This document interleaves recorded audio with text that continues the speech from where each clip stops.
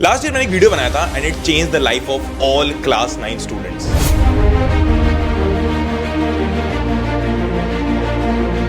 Video start करने से पहले एक छोटी सी रिक्वेस्ट है आप सभी से, जो मैं हार्डली कभी करता हूं कि मैं मतलब जनरली एनालिटिक्स वगैरह देखता नहीं चैनल के कि कितने व्यूज है, कितने सब्सक्राइबर्स और क्या सब है, बट मैंने अभी थोड़े दिन पहले खोल के देखा तो मुझे पता चला कि 60% लोग चैनल को सब्सक्राइब नहीं करके रखते हैं, सिर्फ 40% ने सब्सक्राइब किया हुआ है। तो अगर थोड़ा आपको मोटिवेशन मिलता है, थोड़ा आपको जनरली कुछ सीख मिलती है तो प्लीज सब्सक्राइब करके नोटिफिकेशंस ऑन कर लेना, ताकि आपको अगला वीडियो कभी भी आप मिस ना करो, क्योंकि ये वो टाइम आने वाला है जब आपको एक एक वीडियो पकड़ के रखना। 90s के 11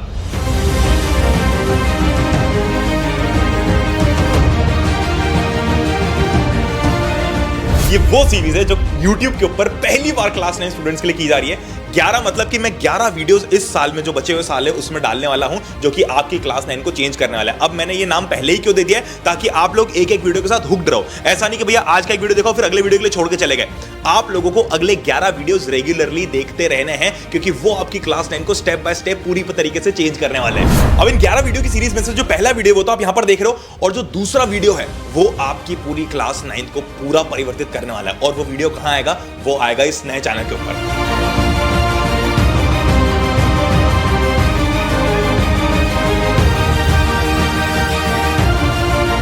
YouTube में पहली बार ऐसा हो रहा है कि आखिरी की पढ़ाई के लिए एक नया चैनल ही लॉन्च कर दिया गया है। उस चैनल के ऊपर जो आपको लास्ट में जिन चीजों की जरूरत है ना, जैसे आप लोग अभी 2-2, 3-3 घंटे की वीडियोस नहीं देख सकते, आपको 10-15 मिनट में चैप्टर चाहिए, वो आपको वहां पर मिलेगा। आपको आधे घंटे के अंदर सोशलिज्म इन यूरोप जैसे बड़े चैप्टर को कवर करना है, वो आपको वहां पर मिलेगा। जो आपको लास्ट के कुछ दिनों में जो जिन भी चीजों की जरूरत पड़ने वाली है, वो सब आपको उस चैनल के ऊपर देखने को मिलने वाली है। पहला वीडियो 8 नवंबर को उसको आने वाला है, और हम चाहते हैं कि इस चैनल को हम जितना हो सके उतना पॉपुलर करें, ताकि आप सभी बच्चों की हेल्प हो पाए।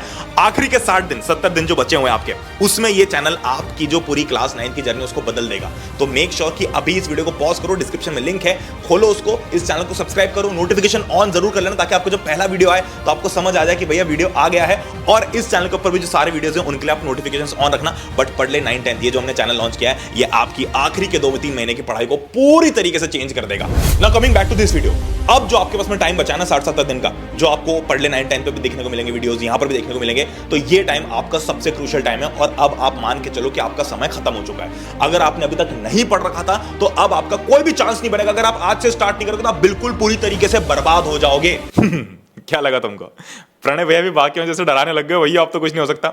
इधर आ मेरी जान, मैं हूं, तुम हो, चाहे 60 दिन बचे, चाहे 30 दिन बचे, चाहे 10 दिन बचे, चाहे 1 दिन बचे, हम कर लेंगे। और सुनो मेरी बात, कोई भी स्ट्रैटेजी देख के डरना नहीं है, मेरे पास आओ, चेहरे पे एक स्माइल रखो। इस वीडियो को स्टार्ट करने से पहले आपके चेहरे पे एक स्माइल होनी चाहिए। और अब हम इस वीडियो को स्टार्ट करते हैं।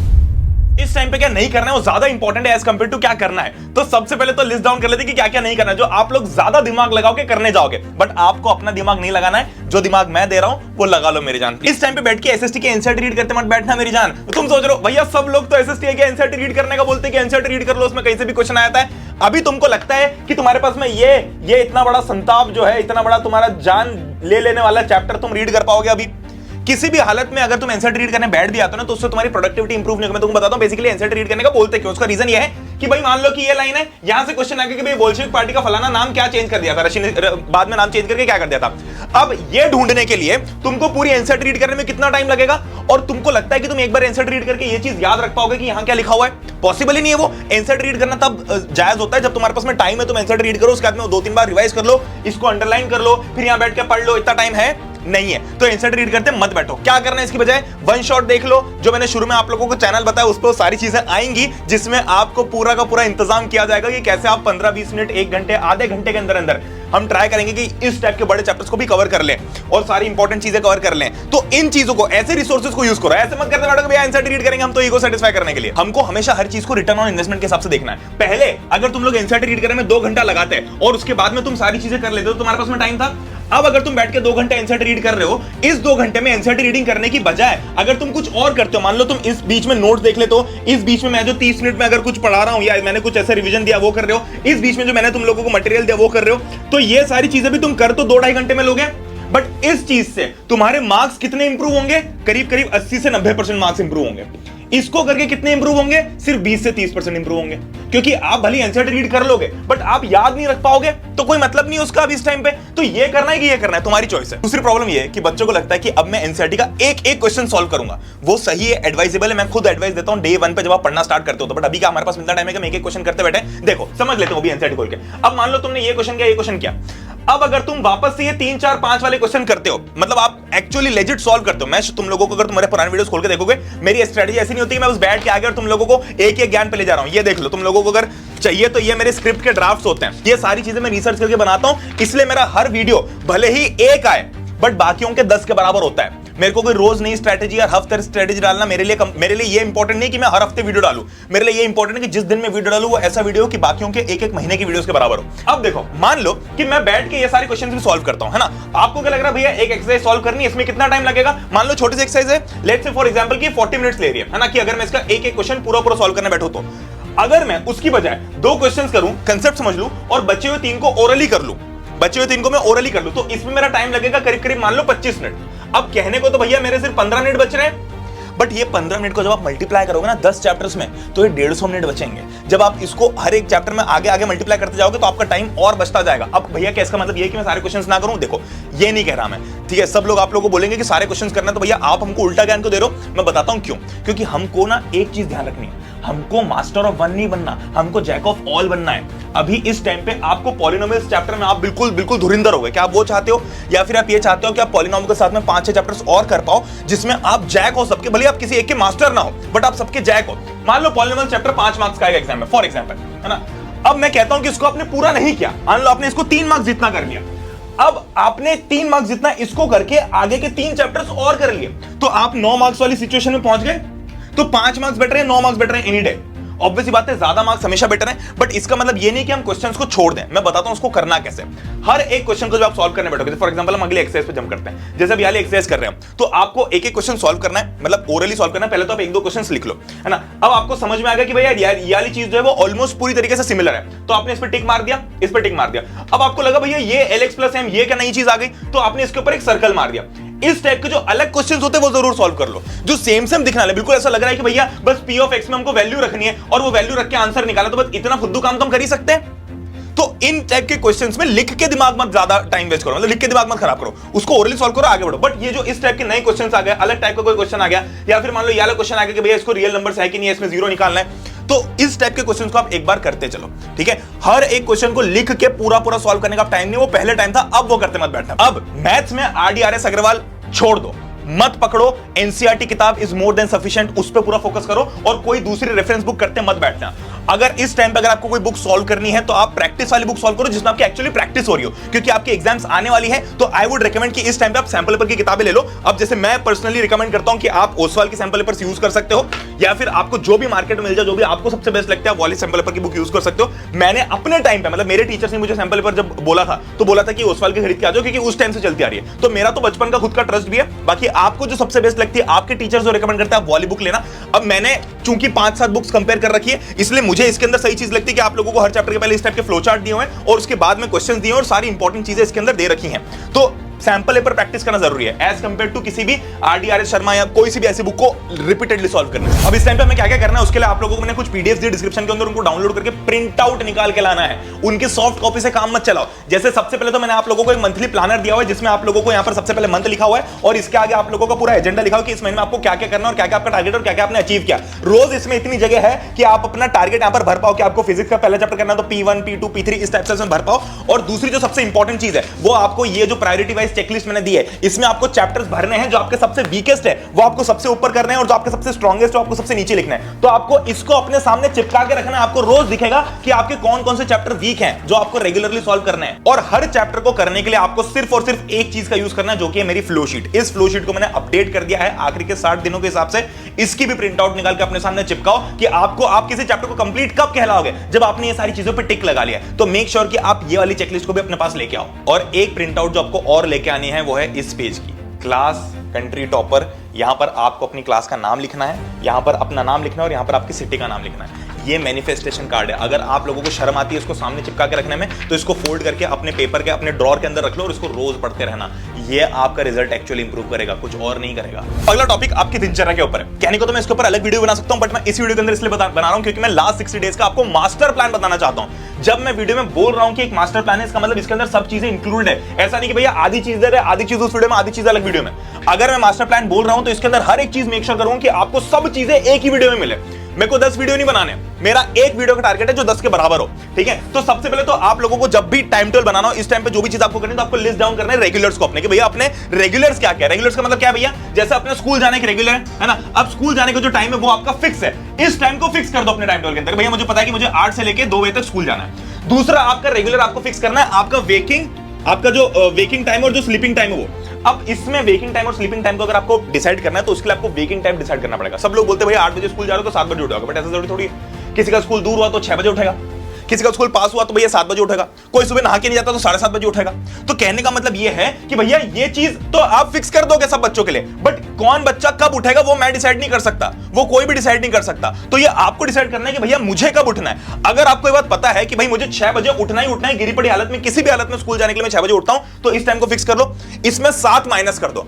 अब 7 माइनस करने का मतलब क्या है कि आपको 11 बजे के आसपास सो जाना है। देखो अभी तुम लोग अपना इतना दिमाग मत लगाओ वैसे रील्स देख के, इंस्टाग्राम देख के या फिर यूट्यूब देख के कि भैया मैं तो 4 घंटे सोऊंगा बस सक्सेसफुल हो जाना। नहीं, अभी मत करो वो, है ना।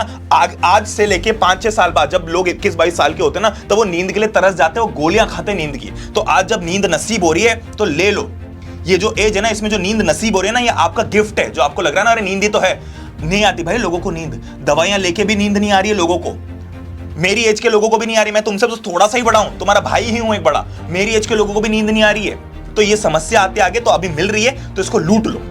और वैसे भी नींद जरूरी है। इसके अलावा रेगुलर्स में आपको डालना है कि मान लो कि आप किसी कोचिंग जाते हो, है ना, या आपने भैया कोई क्लास आप लेते हो, तो वो चीज यहां पर लिख दो। और इसके अलावा आपको कुछ हैबिट्स को हटा देना। जैसे फॉर एग्जांपल मान लो कि आपका ये टाइम फिक्स है कि मैं 4 से 5 गिटार क्लास जाता हूं, तो 4 से 5 का टाइम भी फिक्स कर लो। अभी आपके रेगुलर्स हैं, इसके बाद टाइम टेबल बनाना है। ठीक है, क्योंकि आप इनको चेंज नहीं कर सकते। हम क्या करेंगे भैया, टाइम टेबल ऐसा बनाएंगे कि सब चीजें परिवर्तित कर देंगे, है ना। मैं भैया 4 बजे उठ जाऊंगा, नहीं उठ पाओगे 4 बजे, बात मानो मेरी। अगर आदत नहीं है तो नहीं उठ पाओगे 4 बजे। 6 बजे उठ रहे हो ना अभी तक, 6 बजे ही उठो, उसके अकॉर्डिंग स्लीपिंग टाइम फिक्स कर लो। बाकी टाइम तो मिल जाएगा, दिन में टाइम कम किसी के पास नहीं पड़ेगा। आप अगर 1 घंटा अपनी हैबिट के लिए ले रहे हो, 2 घंटा कोचिंग के लिए ले रहे हो, 6 घंटा 7 घंटा स्कूल के लिए ले रहे हो, और शुरू के 2-3 घंटे तैयार होने के लिए भी ले रहे हो, तो आपके पास में एम्पल अमाउंट ऑफ टाइम है। अगर आप कक्षा 9वीं में हो और अगर आप अभी भी इस वीडियो को देख रहे हो, मैं आपको गारंटी से बोलता हूं, आपको अगर दिन का 3 घंटा ही मिल जाता है ना पढ़ने का, सेल्फ स्टडी का 3 घंटा, मैं आपको मैक्सिमम बता रहा हूं 3 घंटा ही मिल जाता है, तो आप सुखी हो भाई, और कुछ नहीं चाहिए।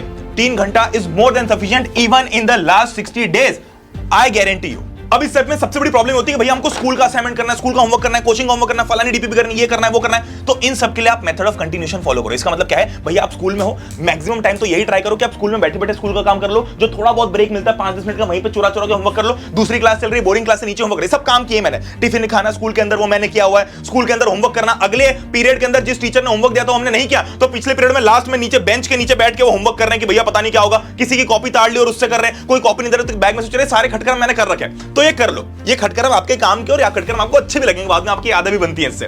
बट कंटिन्यूएशन का मतलब क्या है कि मान लो आप स्कूल गए, स्कूल से जैसे ही घर आए स्कूल यूनिफॉर्म में स्कूल का काम कर लो।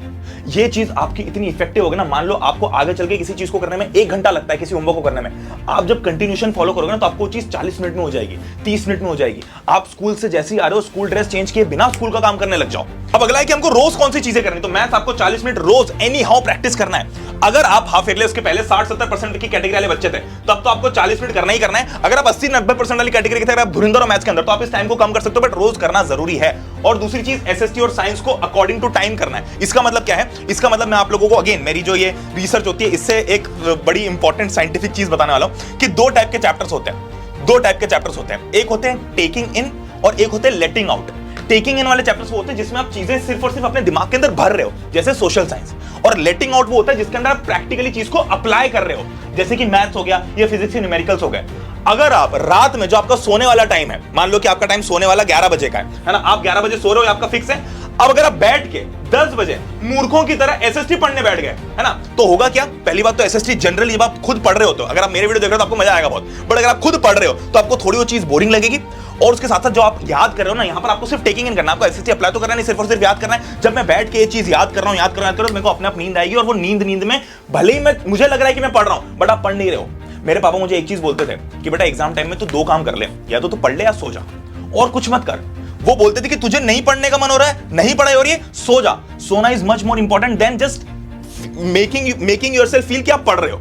मैं बैठ के बस ऐसा फील ले रहा हूं कि भैया मैं 1 घंटा 10 से 11 मैंने एसएसटी पढ़ लिया, नहीं पढ़ा तुमने कुछ भी, क्योंकि आपके दिमाग में चीज घुस ही नहीं रही है। सब बोल देंगे भैया कि इतना पढ़ लो, अरे पर मेरी जान, तुम्हें ये याद ही नहीं हो रही है कि डेट क्या है। तुम रीड कर रहे हो, फिर तुम ऐसे रीड करते चल रहे हो, फिर बाद में रियलाइज हो अरे शिट 3 लाइन में तो ऊपर भूल ही गया। होता है ना ऐसा, ये इसीलिए होता है क्योंकि आप टेकिंग इन वाले चैप्टर्स को रात में कर रहे हो। ये आपको तब करना है जब आपकी मेमोराइजेशन पावर थोड़ी स्ट्रांग है, जब आप थोड़े फ्रेश माइंड में हो, और रात में। अब भैया फिर इस टाइम में क्या करें? इस टाइम पे आप लेटिंग आउट वाले चैप्टर्स करो, मैथ्स जैसे चैप्टर्स करो, फिजिक्स जैसे चैप्टर्स करो, जिसमें आपको कोई कंसेप्ट आपने याद कर लिया, उसको आपको उतारना है, क्योंकि यहां पर आप लॉजिक ढूंढोगे।